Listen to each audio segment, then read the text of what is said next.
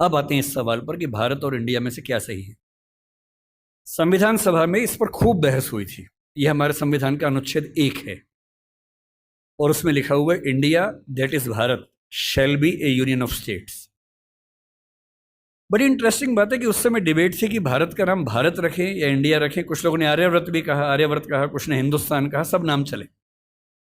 अंत में सहमति बनी कि नहीं, भारत और इंडिया ही ठीक है। नेहरू जी ने खुल के तो नहीं, पर नेहरू जी के पर्सपेक्टिव से जो बात वहां पर ज्यादा आई वो ये थी कि हमारे संविधान के बनने की प्रक्रिया में जो बहुत सारे एक्ट थे जो अंग्रेजों ने बनाए थे, जैसे इंडिया इंडिपेंडेंस एक्ट 1947 का है, 1935 का एक्ट था, उन सब में इंडिया का इस्तेमाल था। उस समय के भारत की तरफ से जो समझौते अंतर्राष्ट्रीय थे उन सब में इंडिया नाम था। पश्चिम की दुनिया हमें इंडिया के नाम से जानती थी, अमेरिका हो, फ्रांस हो, कोई भी हो, सब इंडिया जानते थे। नेहरू जी का मिजाज जो था वो ये भी था कि हमें ग्लोबल पर्सपेक्टिव में चीज़ों को देखना है, पूरी दुनिया से संवाद करना है, क्योंकि उनकी रुचि अंतर्राष्ट्रीय मुद्दों में ज्यादा थी, बहुत ज्यादा थी। मेरे ख्याल से इन सब वजहों से तय हुआ कि हम अपना नाम इंडिया रखेंगे, पर इंडिया के बराबर महत्व भारत का भी रहेगा। तो लिखा गया India that is Bharat. India जो कि भारत है, राज्यों का एक संघ होगा। 4 दिन पहले की बात है, मैं हॉलैंड में एक टैक्सी में बैठा हुआ था। इंटरेस्टिंग बात सोच के देखिए, टैक्सी का ड्राइवर मोरक्को का रहने वाला था। उसको जैसे ही पता लगा मैं भारत से हूं, उसने मुझसे यही सवाल पूछा।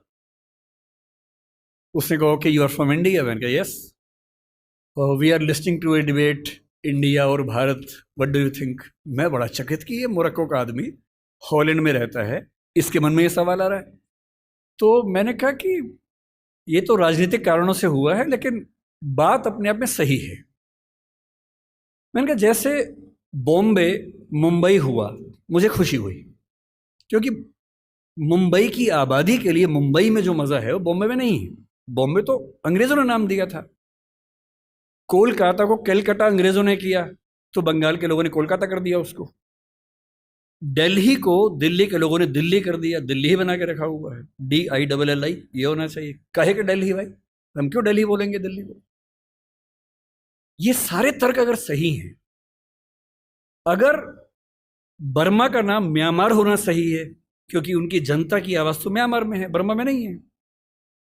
श्रीलंका और सीलोन की डिबेट में वो अपने आप को सीलोन ना मानना चाहे, श्रीलंका मानना चाहें, क्योंकि उनकी भाषा श्रीलंका बोलती है। तो मेरे मन में सवाल बड़ा साफ आता है कि भारत इंडिया क्यों होना चाहिए। मैं फिर स्पष्ट कर दूं, मैं सरकार के पक्ष में नहीं बोल रहा हूं, मुझे उनसे रत्ती भर मतलब नहीं, मैं एक विचार की बात कर रहा हूं। और मैं जब संविधान पढ़ाया करता था, अनुच्छेद 1 पढ़ाते हुए मैं हमेशा बोलता था कि मुझे चुभन होती है ये पढ़ते हुए कि इंडिया दैट इज भारत। दोनों ही लिखने थे तो भारत दैट इज इंडिया कर देते।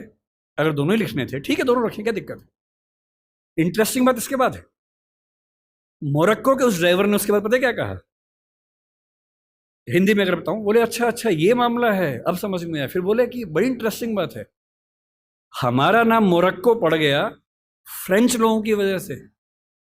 मोरक्को के लोग मोरक्को को मगरिब बोलते हैं। और जब मैं सऊदी अरबिया गया, सऊदी अरब के लोगों ने मुझसे पूछा कहां से आए हो, मैंने कहा मोरक्को।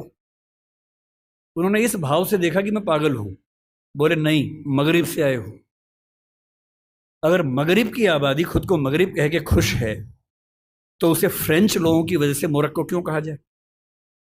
इंडिया शब्द वेस्ट ने दिया और बुरे भाव से दिया।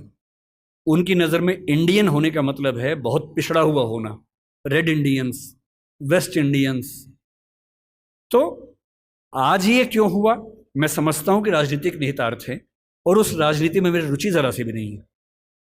लेकिन ये आज हो या कभी भी हो, मैं इस पक्ष में हूं कि देश का नाम देश की भाषा में होना चाहिए, और देश की भाषा भारत के पक्ष में है। आप इंडिया भी रख लीजिए, इंडिया दैट इज भारत के बदले भारत दैट इज इंडिया मेरी पहली पसंद होगी। मुझे इंडिया से दिक्कत नहीं है, पर भारत मेरी पहली मोहब्बत है।